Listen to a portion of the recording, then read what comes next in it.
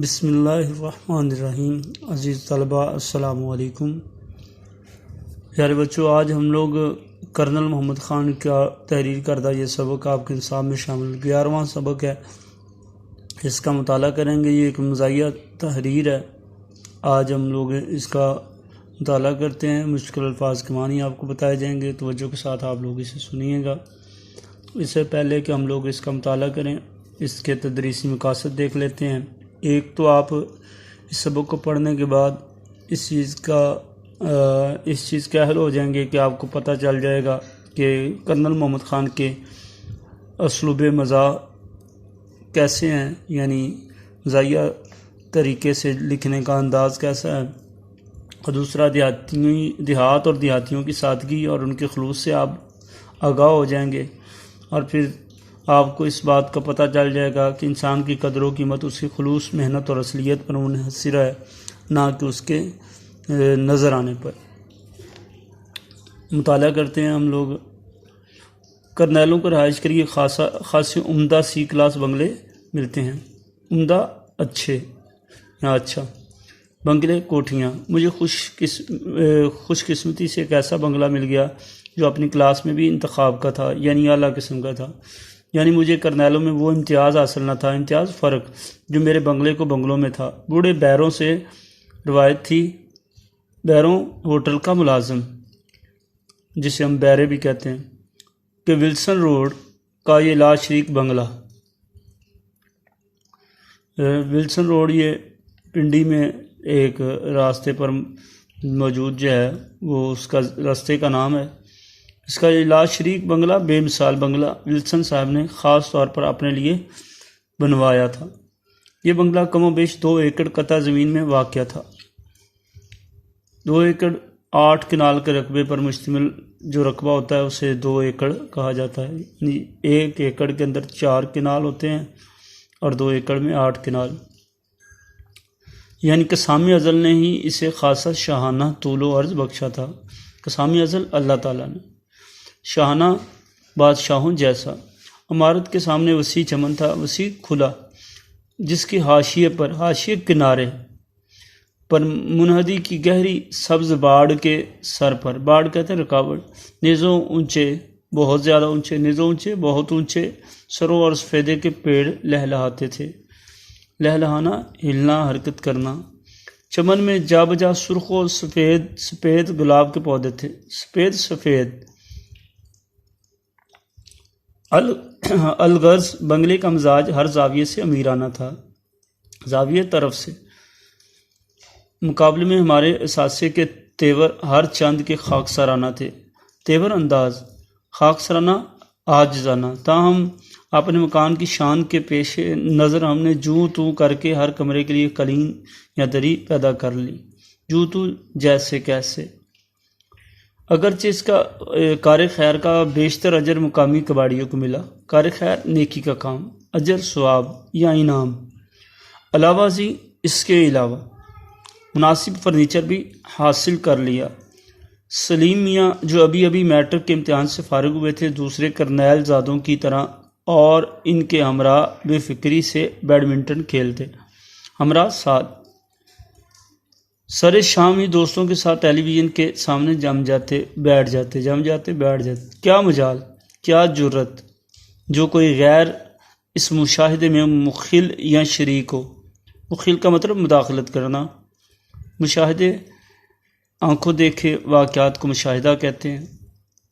سوائے اس کے کہ ہمارا بوڑھا ملازم علی بخش ان کی تواضع کہتے ہیں خدمت کے لیے کمرے میں خاموشی سے داخل اور خارج ہوتا رہتا۔ علی بخش کو یوں بھی سلیم سے انس تھا کہ اسی کے ہاتھوں میں پلا تھا۔ انس کہتے ہیں محبت، پیار۔ ایک دن میں اپنے مطالعے کے کمرے میں بیٹھا تھا کہ علی بخش خلاف معمول کے خلاف رونی صورت بنائے داخل ہوا۔ وجہ گرانی پوچھی تو کہنے لگے، وجہ گرانی، بیزاری کی وجہ۔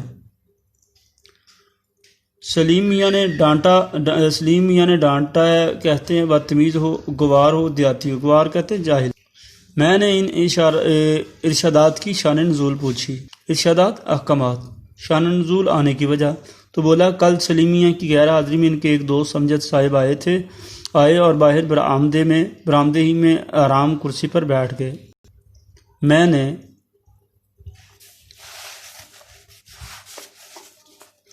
ان کے کہنے پر انہیں ٹھنڈے پانی کا گلاس پیش کیا۔ کافی دیر سلیم صاحب کا انتظار کرتے رہے، لیکن آخر مایوس ہو کر چل دیے، مایوس نا امید ہو کر۔ بعد میں سلیم صاحب کو بتایا تو مجھ پر برس پڑے، برا بلا کہنے لگے انہیں گول کمرے میں صوفے پر کیوں نہ بٹھایا، ریفریجریٹر سے نکال کر کوکا کولا کیوں نہ پیش کیا۔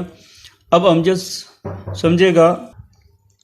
سمجھے گا کہ ان لوگوں کو تواضع کا سلیقہ نہیں، تواضع کہتے ہیں خدمت، سلیقہ انداز۔ دیہاتی جنگلی غیر مہذب، اور پھر جو منہ میں آیا کہہ دیا۔ یعنی یہ علی بخش شکایت کر رہے ہیں کرنل صاحب سے۔ علی بخش کی داستان غم ختم ہوئی، غم کی کہانی ختم ہوئی تو سلیم میاں بھی آ گئے۔ علی بخش کے چہرے پر شکایت لکھی ہوئی دیکھی تو اپنے دل پر لکھی ہوئی شکایت بیان کرنے لگے۔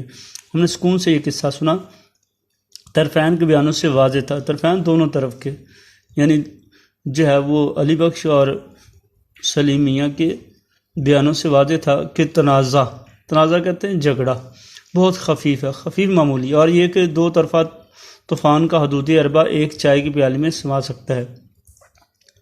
حدودی اربہ چاروں اطراف ایک چائے کی پیالی میں سما سکتا ہے۔ علی بخش اس لیے ناخوش تھا، ناخوش کہتے ہیں ناراض، اسے دیہاتی کہا گیا تھا، اور سلیم میاں اس بات پر برہم غصہ کہ علی بخش کی غلطی کی وجہ سے امجد نے انہیں دیہاتی سمجھا تھا۔ ہمارے نزدیک دیہاتی انہیں یہ سمجھا جانا ایسی ناقابل برداشت قباحت نہ تھی، قباحت برائی، چنانچہ ہم نے ہنسی میں دیہاتی پن کے فضائل بیان کرنا شروع کر دی، فضائل خوبیاں، اور اس بلاغت کے ساتھ کہ سلیم اور علی بخش دونوں مسکرا دیے اور باہم راضی ہو گئے۔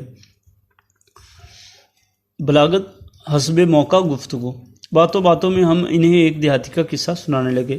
ایک تھا لڑکا جو اپنے گاؤں سے پرائمری پاس کرنے کے بعد اسکول کے ہائی اسکول میں جا داخل ہوا۔ اپنے گاؤں میں تو چھوٹا موٹا چودھری کا بیٹا تھا، لیکن تھا ٹھیٹھ دیہاتی، یعنی خالص ٹھیٹھ دیہاتی، جسے عام میں ڈھیٹ کا لفظ بولتے ہیں، یہ ٹھیٹھ دیہاتی کا لفظ ہے۔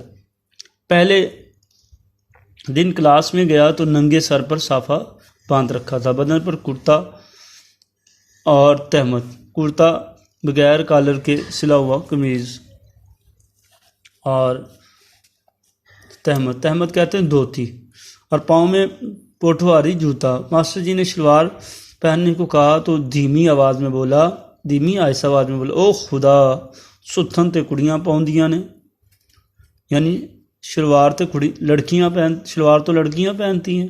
سلیمیاں یہ سن کر کھلکھلا اٹھے اور بولے، سچ مچ پکا پینڈو تھا، خالص دیہاتی، پکا پینڈو خالص دیہاتی تھا۔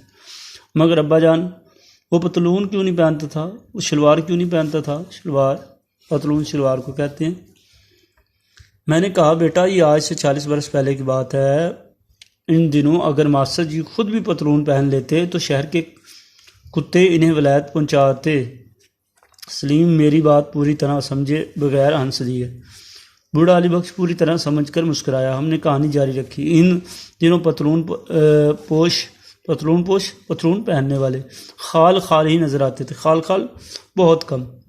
مثلاً سارے اسکول میں ایک سیکنڈ ماسٹر صاحب تھے۔ سیکنڈ ماسٹر ہیڈ ماسٹر کے بعد جو سینئر استاد ہوتا ہے اسے سیکنڈ ماسٹر کہتے ہیں، ٹھیک، جو سوٹ پہنتے تھے۔ لڑکے انہیں جینٹل مین کہا کرتے تھے، جینٹل مین فیشنیبل۔ لاہور میں تعلیم پائی تھی، وہیں کے رہنے والے تھے، ہر فقرے میں 2-3 لفظ انگریزی کے بولتے تھے۔ لڑکے رشک سے مرنے لگتے تھے۔ آدمی خوش مزاج تھا، ہاکی کے کھلاڑی تھے اور شکار کے شوقین۔ ایک دفعہ دسمبر میں شکار کرتے کرتے اس دیہاتی لڑکے کے گاؤں جا نکلے۔ رات ہو رہی تھی، آپ نے اسی کے ہاں ٹھہرنے کا فیصلہ کیا اور ان کے دروازے پر جا دستک دی۔ دستک دینا، دروازہ کھٹکھٹانا۔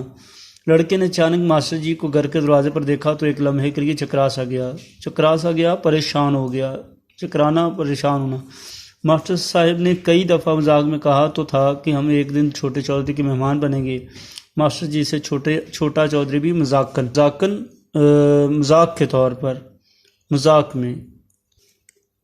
میں ہی کہتے تھے، لیکن چودھری کو توقع تھی کہ ماسٹر جی مذاق کو مذاقی کی حد تک رکھیں گے، مگر آج وہ حد پلانگ کر اس کے روبرو آ کھڑے ہوئے تو چھوٹے چودھری کو میزبانی کے بغیر چارہ نہ تھا۔